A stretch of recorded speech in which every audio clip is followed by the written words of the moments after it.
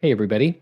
So today I'm going to react to another Jubilee video. This discussion is going to feature seniors and children, and I suspect that they're just going to talk about different aspects of life. I'm excited. Let's check it out. But basically, you think you require money to be rich.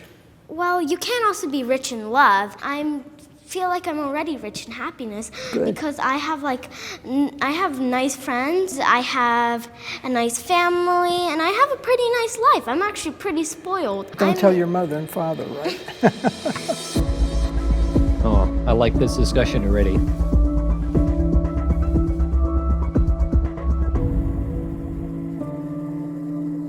Oh, 9-year-olds versus 90-year-olds. Nice. I am afraid of death. Those who agree, please step forward. I actually had a close-death experience not that long ago, and that was scary, so I'm gonna say it is even scarier to actually have it happen. Well, death is probably gonna be scary for me because I'm a crybaby. I can barely handle heights. If you wanted me to be on a roller coaster, I will be crying even before it started. Yeah, but the thing is that if you don't take risks, how will your life journey be rewarding? Like, if you guys are afraid of heights, what if you try to overcome it? And what if that makes your life more memorable? I tried. Oh, interesting. It's pretty wise words from a kid. If you don't take risks, does it mean that your life is not going to be as fulfilling? Good question. Too, but I kind of did enjoy it, but at the same time, it felt like I'm about to die. Interesting. So what I'm understanding for these kids is that they're scared of death because there have been instances where they were scared that they were going to die, right? So if you were on a roller coaster and you're afraid of heights, maybe you think you're going to die and that scares you, and then therefore you think that you're scared of death, or therefore that means that you're scared of death. Interesting. Now, can I have the disagreeer step forward? Death is part of living. It happens to everybody, to some people sooner than others. But the important thing is to try and live your life how you think you want to live it. I don't know how I will. It's not an easy thing. When you lose someone you love, you learn to live without them. And hopefully you gain something from your relationship with those people. I agree with you. So her response is that she's not afraid of death because it's part of life. And I can imagine a lot of people thinking that. However, I don't really see how that follows. A lot of the things, probably everything that I'm scared of is part of life, right? Like I'm scared of going to the dentist. I'm scared of getting a root canal. Well, you can say that's part of life.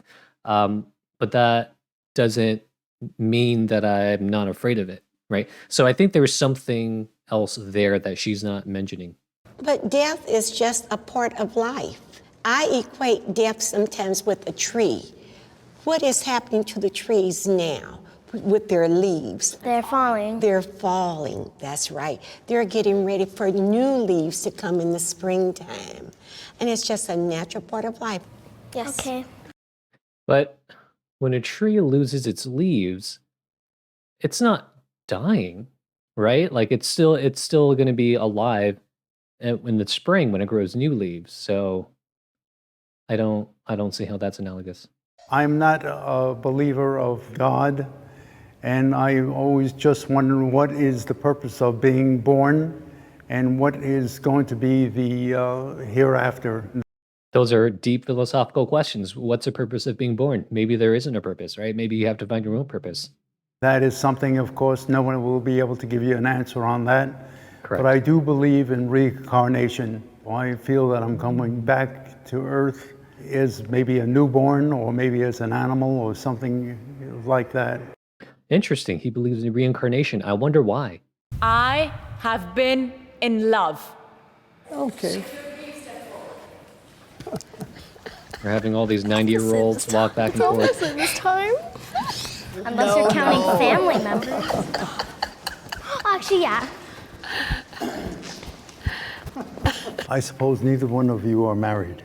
No, it's love in a different way. Love is it's such a interesting force. It brings people together. It separates people, but still, yeah. Of course, I have close ones, and I do dearly love But them. love can also be that dagger in your heart.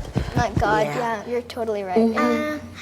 My first thought is that this conversation is really adorable. I'm enjoying it. The second is that they didn't define what they meant by, in love. I think as adults, we understand that to mean romantic love, right? Like I'm in love with X or I'm in love with Y. And the kids are like, oh, it could be understood in, this way too. So then like a couple of kids came forward. Well, for me, yes, love can be hard because for me, loved ones, we usually fight more than I fight with a normal person. But for me, that just shows that you really love them.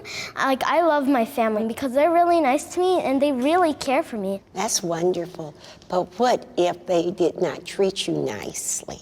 Oh. Well, they're still my family. I still And gotta you love still them. love them. That's right. Oh, great question. Great question. Is the love toward your family unconditional? What if your family treated you poorly, right? Would you still love them? The child says yes, and this lady is nodding in agreement. It's like, yep, that's right. It's interesting. I think that's debatable. I am very fortunate. I've been married to this lovely woman for 63 They're years. a couple. Wow. Oh my God. Wow. So that is virtually a lifetime. People are mostly good. Ooh, great question.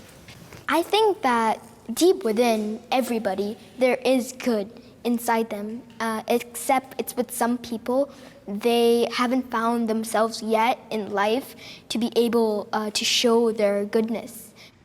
I would like to think that everyone is good, but when I look at the news, for example, a family completely annihilated just a few days ago. Where was the goodness in that man who murdered these people? So, Yeah, well, I mean, you could say that the news isn't a good measure for that because the news wants you to click on their headlines and they want to get your attention. And so what they show you is violence, right? Because violence is clickable. People want to watch it for some reason. So the point is that the news over exaggerates and gives you a false perception of how dangerous the world is. addressing that, you guys have all probably faced bullying, right? Oh, yes. So, the person who bullies another person, they have something that's affecting them, whether it be like their personal issues, issues with their family, and that kind of, in the future, makes them resort to means that aren't good. Yeah, so the bully is a person who has been bullied, or the reason why this kid is a bully is because they've had some negative experiences, or they're currently undergoing negative experiences, like at home or something. Sometimes it's not their fault. It could be of their mental health issues. It could be because of the background, like if they've been abused when they were young. Just because you do bad things in the future, you annihilate, you commit crimes, I don't think that means that you're a bad person. I just think that means you're not showing the good side of you. Interesting that he's making this distinction. This is a smart kid. I would like him in my philosophy class. So if I'm understanding him correctly, he's like, okay, I think that people are innately good, okay? And for those people who are not good, they are just a product of their negative environment. So it's not their fault. I think that's what he's saying. So the more fundamental question is, why do you think people are mostly good, right? Are the people who are mostly good not also equally a product of their environment? Maybe this person is good because they had healthy parents, right? And a healthy relationship with their environment. I was always taught to the golden rule. Treat others the way you want to be treated. That's right.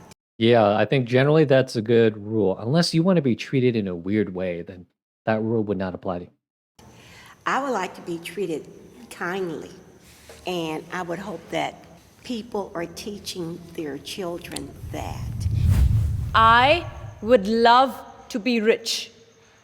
Well, for me, I'd love to be rich because, like, let's say I have like $1 million.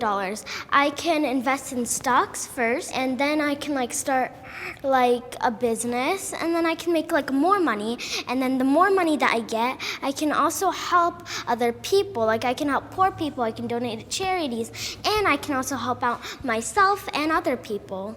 That's true. this is an argument for becoming rich, right? Is that the more money that you have, the more charitable that you can be. Where are you going, I'm Jack? going to help Gwen. Oh, wow.